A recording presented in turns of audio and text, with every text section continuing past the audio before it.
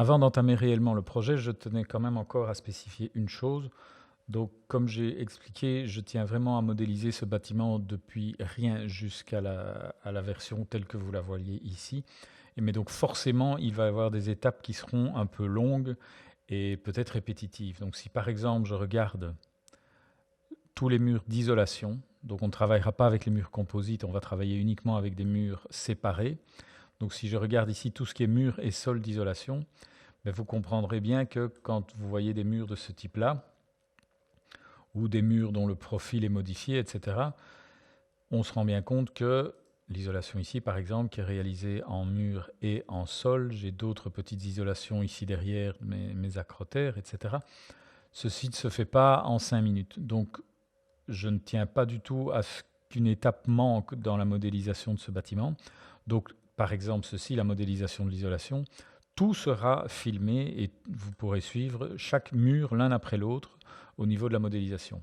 Forcément, ça va être un petit peu répétitif. Donc, une fois que vous avez compris la manière de réaliser l'isolation ici, eh bien, vous pouvez très bien réaliser un accéléré au niveau du film. D'accord? Mais moi, je tenais réellement à ce que tout soit réalisé au niveau de la 3D.